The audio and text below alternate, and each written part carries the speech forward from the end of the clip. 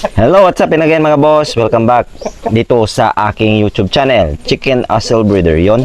At ngayong araw pala mga boss, no, nandito tayo sa ating munting manukan at update ko lang muna kayo dito sa aking mga alaga. At yun nga, bago pa tayo mag-umpisa, ay gusto ko muna magpasalamat sa mga solid na sumusuporta sa akin at sa mga silent viewers ko, sa mga subscribers ko dito sa aking munting YouTube channel, no.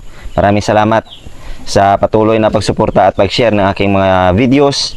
At yun nga, dumako na tayo sa ating mga alaga, no. Ito nga pala yung ating Pakistani. Yun. At kasukulukuyan pa rin siya naglulugo, no. At update ko pa kayo doon sa labas sa mga stags natin. At yun nga pala mga boss, no. Nandito yung ating isang Belgian Hassel na buktot. Yun, no.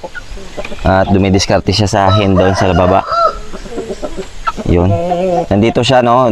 Nilabas natin siya dito para na mapadali yung pagtubo ng kanyang balahibo dahil kasalukuyan pa rin siya naglulugon at hindi natin siya mailaban at magagamit dahil nga naglulugon pa siya.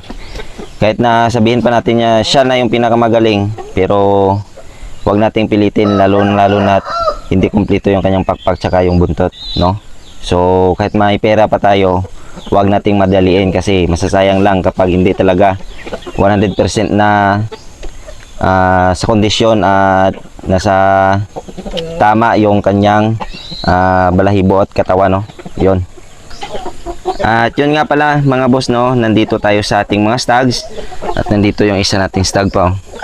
Yun, ang lalaki na nila, mag 3 months old na sila ngayong March 22, no. At ito yung isa. Yun, no. Ang taas na mga boss. Yun, no. Abot na nga yung pag tumayo talaga siya, eh. Yun. At yun pa yung isa. 4 yan sila na magkakapatid, no, ng Pakistani Hassel natin. Ito na yung update sa kanila mga boss, no, sa mga nagtatanong. Yun, ang bilis nilang lumaki mga boss, no.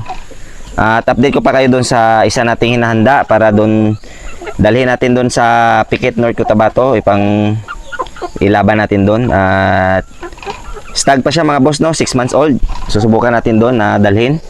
At hinahanda ko na nga siya ngayon dahil wala talaga tayong madala na malalaki dahil nga on molt yung ating mga alaga. So update ko kayo kung sino yon, alamin nyo mga boss.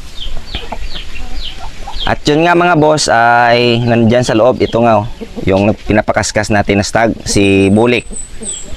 Yung bloodline yan mga boss ay Burmese, nakakross sa Hassel. So susubukan natin mga boss, no. At na-post ko naman na yung unang spar nito doon sa FB page ko, doon sa Tanaka Shamu Dumpo line. Maiksi lang yung video kasi 1.30 seconds lang ata yung makukuha ng reels doon. Hindi pwede siyang i-post doon, no. So yun lang. At saglit lang mga boss, no, ilalabas ko siya at tuturuan ko kayo kung ano pa iba kong paraan para na mas mapalakas pa to lalo. So yun nga mga boss, no, hawak na natin si Bulik, yung ating Burmese na Hassel. Tapos na natin siyang pakaskasin. Yung gagawin naman natin ngayon mga boss ay ilalagay natin siya sa rueda o yung ring na yan sa likod ko para na hindi siya manibago pag nilaban na natin siya sa loob ng ring. Para na masanay na siya na nandyan sa loob, umiikot-ikot. Yan. Yan naman yung advantage ng meron kang ring o rueda nila. Sa larangan ng naked helmet, dapat meron kang ganyan para na hindi manibago ang iyong alaga kapag nilaban mo na siya, no. So yun lang muna mga boss.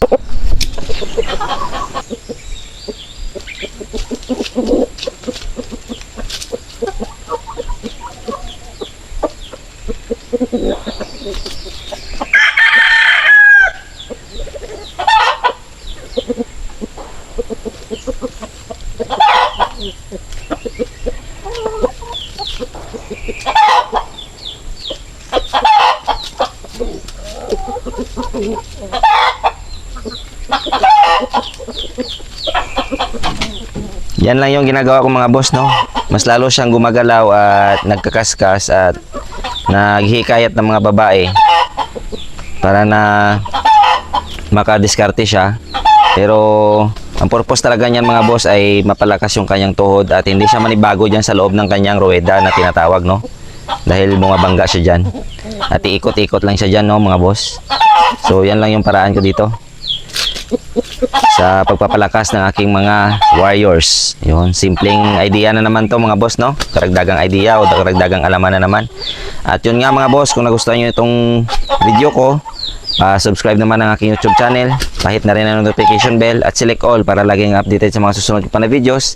At lagi nating tatandaan mga boss na ang Nick Hidel ay sports lamang, huwag tayong mapakalulong sa sugal at lagi nating unahin ang ating pamilya. Yun lang, maraming salamat and God bless sa ating lahat.